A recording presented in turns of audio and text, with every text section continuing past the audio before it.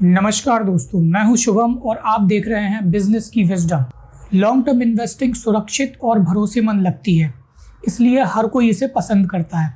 Business में invest करो, share खरीदो, कोई स्टॉप लॉस नहीं और सिर्फ अपने पैसे को बढ़ते हुए देखो। तो आज हम इसी लॉन्ग टर्म इन्वेस्टिंग की सच्चाई को सामने लाएंगे और ऐसे 3 रीजंस की बात करेंगे जिनसे पता चलता है कि क्यों लॉन्ग टर्म इन्वेस्टिंग खराब है। Reason number 1, lots of blue chip companies disappear after a crash. कुछ लोग कहते हैं हम तो ब्लू चिप स्टॉक्स में इन्वेस्ट करेंगे और आराम से सोते हुए पैसे कमाएंगे। तो ये जो आप लिस्ट देख रहे हो, ये 1986 के पहले के ब्लू चिप स्टॉक्स हैं। जैसे आज के टाइम पे रिलायंस, टीसीएस, विप्रो, एल&टी है, वैसे ही 1986 के टाइम पे ये सारी कंपनीज ब्लू चिप कंपनीज थी, पर आज इनका कोई नामो निशान भी नहीं है। ये 1992 में हर्षद मेहता के टाइम के ब्लू चिप स्टॉक्स हैं। ये सब आज कचरा कंपनीज हैं। ये 2000 के पहले के स्टॉक्स हैं और ये 2008 के क्रैश के पहले के स्टॉक्स हैं। तो शेयर मार्केट के क्रैश के बाद बहुत सारी बड़ी बड़ी कंपनीज ख़त्म हो जाती हैं। जो लोग कहते हैं हम तो बिजनेस में इन्वेस्ट करते हैं, हमें प्राइस के अप डाउन से कोई मतलब नहीं है, तो रिलायंस इंडस्ट्रीज़ ने 2007 से लेकर 2017 तक अच्छा खासा प्रॉफिट तो किया, लेकिन उसका प्राइस 70% तक टूटा और अच्छा खासा टाइम पास किया। सिमिलरली इन्फोसिस 2000 के बाद हर साल 25% की अर्निंग ग्रोथ करती रही, लेकिन उसका शेयर प्राइस 85% तक टूटा और 5 साल तक टाइम पास किया। और बहुत सारी कंपनीज ऐसा ही करती हैं, जो फंडामेंटली स्ट्रांग तो होती हैं और सब लॉन्ग टर्म के लिए इन्वेस्ट भी करते हैं, लेकिन उनका प्राइस कई सालों तक कहीं नहीं जाता। हमें तो प्रॉफिट तब होगा जब कंपनी का शेयर प्राइस बढ़ेगा। Reason number 2, not easy to stay in big market crash.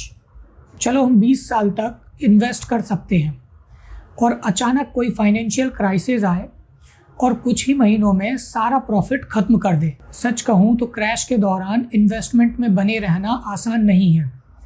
डर, लालच और घबराहट हमें गलत डिसीजन लेने पर मजबूर कर देता है। जो भी इन्वेस्टर शेयर मार्केट से लड़ने की जगह अपना स्टॉप लॉस देकर बाहर निकल जाता है, वो फिर शेयर मार्केट के पूरे करेक्शन को आराम से देखता है और अपने कैपिटल को प्रिजर्व करता है। दोस्तों, शेयर मार्केट में कैपिटल प्रिजर्व करना भी प्रॉफिट अर्न करना ही है। और फिर जब मार्केट का ट्रेंड चेंज होता है, बाइंग का टाइम आता है और फिर हम बाय करते हैं, तो आराम से अपने पैसे को ग्रो होता हुआ देखते हैं। Reason number 3, inflation, taxes, charges हमारे प्रॉफिट को खा जाते हैं। चलो लॉन्ग टर्म में हमने प्रॉफिट कमाया भी, म्यूचुअल फंड करके, एसआईपी करके या खुद से इन्वेस्टिंग करके, और हर साल 10 से 15% का प्रॉफिट भी निकाला, तब भी 5-6% की जो इन्फ्लेशन है उसका क्या, चार्जेस, टैक्सेस उसका क्या।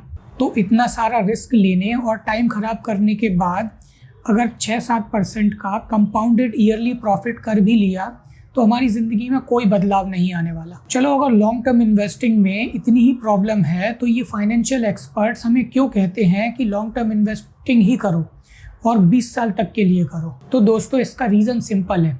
ये बात आपको सुनने में अच्छी लगती है और उन्हें कहने में अच्छी लगती है। बस सोते हुए पैसा कमाओ, कंपनी ग्रो करेगी तो हम भी ग्रो करेंगे। दोस्तों, बिना प्रॉपर एजुकेशन और एक्सपीरियंस के शेयर मार्केट से पैसा कमाने के बारे में सोचना किसी गैम्बलिंग से कम नहीं है। वो कहावत बिल्कुल सही है, नज़र हटी और दुर्घटना घटी। लॉन्ग टर्म की एक ही सच्चाई है, सबको एक दिन मरना है। चाहे मैं हूँ, आप हो या शेयर मार्केट की कोई भी कंपनी। जो 20 साल के लिए लॉन्ग टर्म इन्वेस्टिंग करेगा, वो अपनी सेविंग को बहुत बड़े खतरे में डालेगा, और जो बहुत शॉर्ट टर्म के लिए इंट्राडे ट्रेडिंग करेगा, तो उसको लॉस होने से कोई भगवान भी नहीं बचा सकते। तो लॉन्ग टर्म इन्वेस्टिंग करना चाहिए, लेकिन हमारा मैक्सिमम टाइम होराइजन 6 महीने से 1 साल का होना चाहिए बस। और फिर अगर कंपनी अच्छा परफॉर्म कर रही है तो हम उसे कैरी कर सकते हैं और ट्रेलिंग स्टॉप लॉस लगाकर उसे राइड कर सकते हैं। शेयर मार्केट में पैसा 20 साल तक आंखें बंद करके बैठने से नहीं बनता, बल्कि सही चीज़ों को देखने से बनता है और अपनी समझ को डेवलप करने से बनता है। तो आपको ये वीडियो कैसी लगी कमेंट में लिखकर बताइए, मैं उसे आंसर ज़रूर करूँगा। और अगर आप ये सीखना चाहते हैं कि क्राउड बिहेवियर से अलग स्मार्ट मनी कैसे सोचती है, तो इस चैनल को सब्सक्राइब करें। अगली वीडियो में मिलते हैं।